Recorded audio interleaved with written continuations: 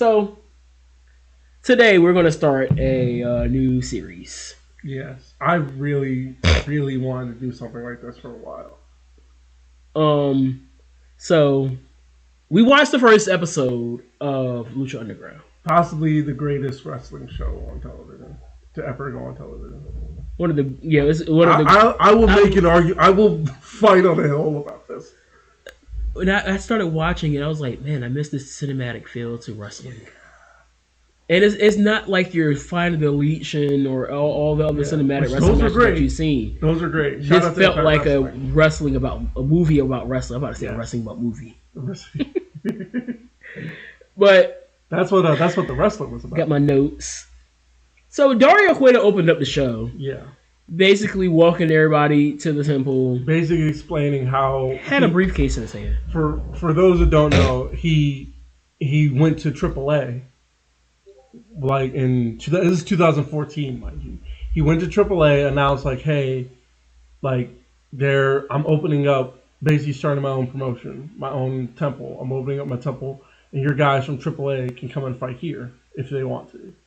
You know what I mean? He didn't force nobody. He didn't drag him out. He didn't do anything. He said, hey, just come on, just sign this contract, and we're gonna do it here.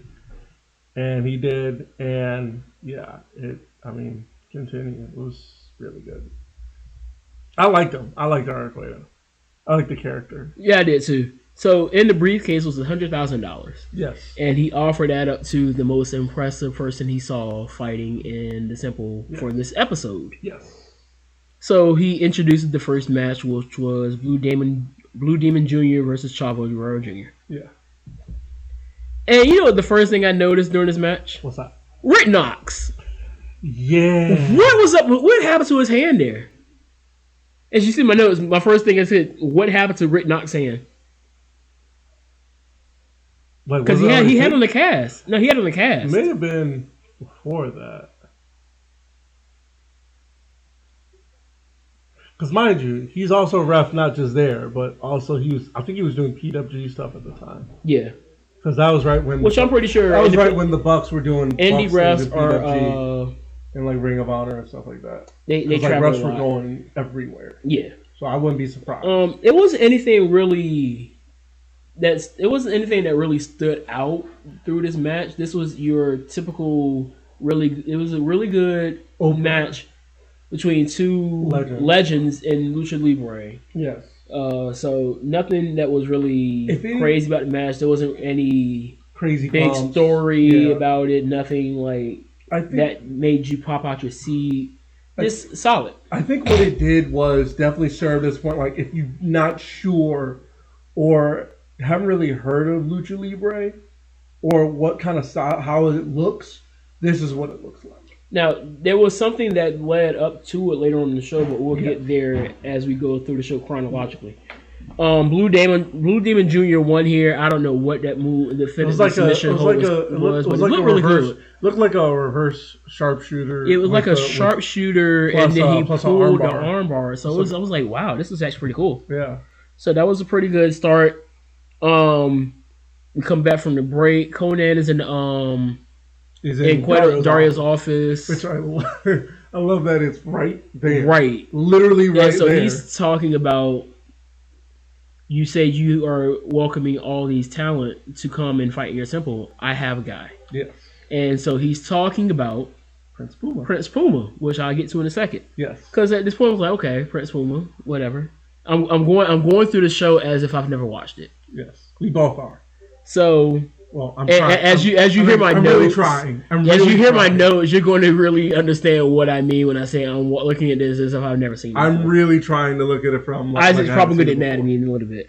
So Conan has Prince Puma, and Dario Cueto saying, "Well, I'll put Prince Puma up against a guy that we're going to be debuting tonight, Johnny Mundo."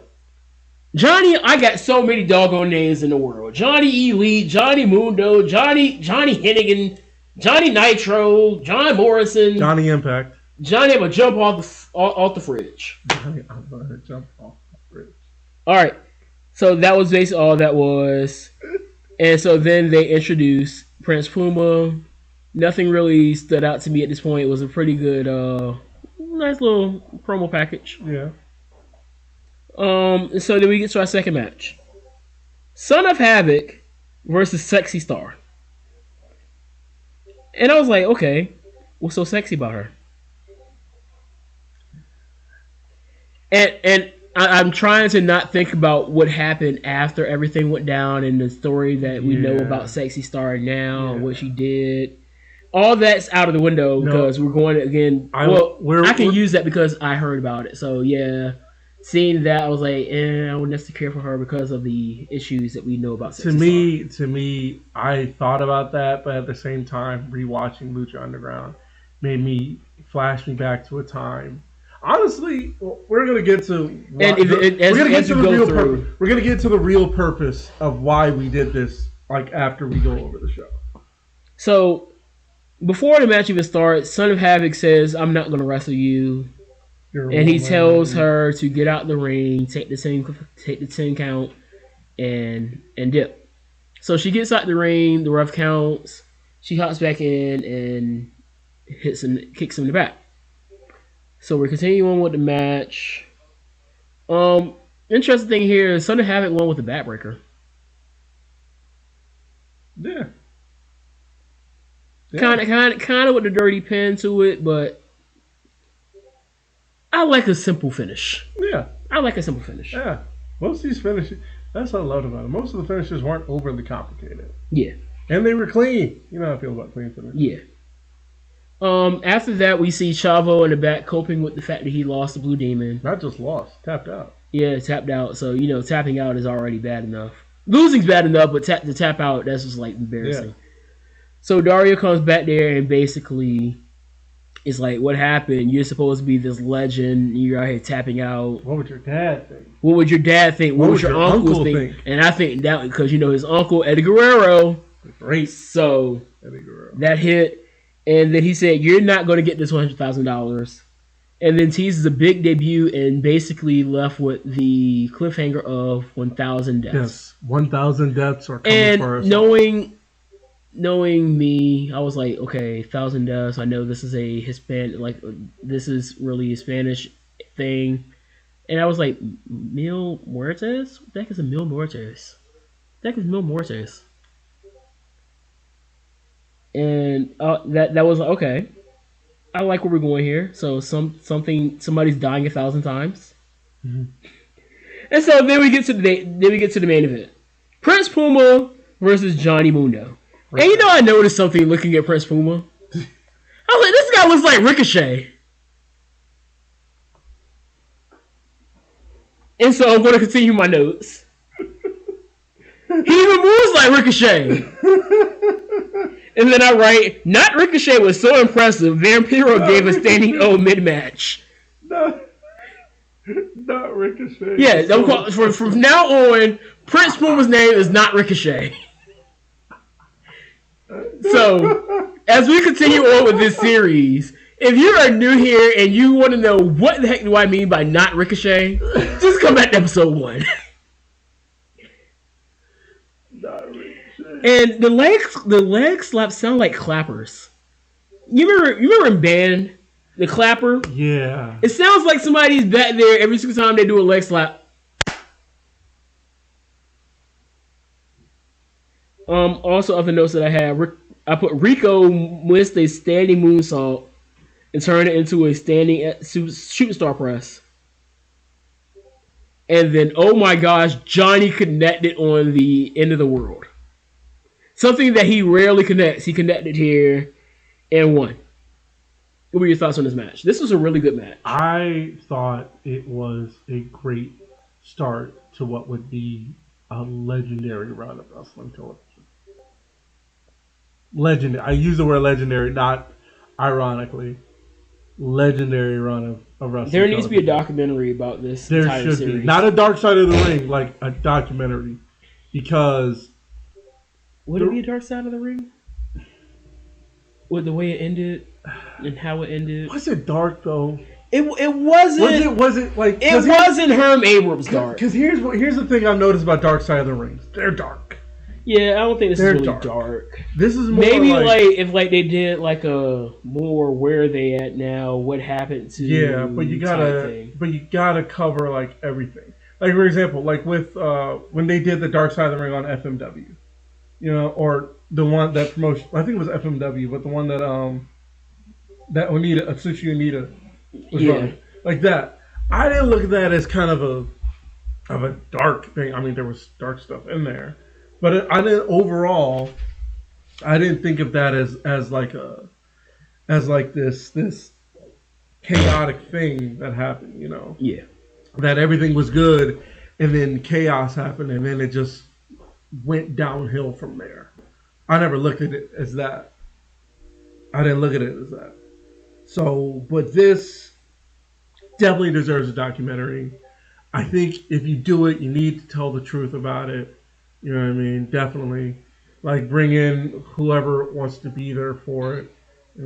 Like bring in Matt, bring in Dario, bring in Puma, bring in Ricochet, bring in everybody who wants to be in it. Because I'm pretty sure there's a lot of good perspective on it. yeah. And I know for a fact we definitely aren't the only people who loved Lucha Underground. Oh no, there's a lot of people, man. You know, And I'm buying the episodes off of Amazon. You're crazy. I found It's like $1. I found the site to watch it for free, my guy. I don't have to worry about any pop-ups, and I can watch. Oh no! It's no. I'll send you the link and let you know what you think. But the real reason we're doing it is because we remember a like. We haven't finished the episode yet. Oh no, not yet. Well, no, because after the match happened, Dario comes back out to the ring with the briefcase, getting ready to hand the $10,000. Was it $100,000 to Mundo? Right. And then pulls it away. Right. And then these two guys walk in the ring. Right. I don't know who the heck these guys are. They look like I thought it was homicide. I thought one of the kids was homicide. I was like, is that homicide? But the thing that made me realize it wasn't homicide was the fact that neither Josh or Vampiro knew who he was. I was like, that can't be homicide because homicide is a well-known wrestler. Yeah. And then comes out Zeke. Yeah. I was like, is that my guy Zeke? Which Zeke is a really cool dude. Helped me a lot with my fitness and stuff. So shout out to Zeke. So it was great seeing Zeke up there. Zeke got the $100,000, and that's how they closed off the show. So great start to a legendary show, like I said. Really good start. I'm looking forward to next week's episode. It's quite a lot to go through. I think it's like 4 seasons. 4 seasons. It would have been 5. It had the setup for 5, and then things happened. Did it? I wouldn't know. I've never seen this before. It had the setup for 5. It's gonna be so hard being obtuse. It's gonna be so hard being obtuse to this stuff, but we're gonna do it. Like knowing that you don't knowing that I know it, but acting like I don't. That's why I did it. I'm watching it. I'm watching this from the perspective of it's going to be some episodes that I didn't see, so I do know that. I'm watching it from the perspective of somebody who's seen it before but is trying to remember. Because when it was on Netflix, I used to watch it, go to sleep. But there were only 2 seasons made it there before they dropped the 3rd. Right, but there were episodes that I probably was like I heard my subconscious, but I never watched it with my own eyes. So it's going to be. Some of these episodes are going to be like brand new to me, but some of these episodes I'm going to definitely remember, especially with like ones with Killshot. Here's the thing: Dante Fox and whatnot. This whole thing, but it's going to be a while. That probably won't be until we probably won't get to that match until next year. Maybe. But this is going to be because how many full episodes are there? Each show has like 20. It's a lot. I always know the last episodes, the season finales are the Ultima Luchas.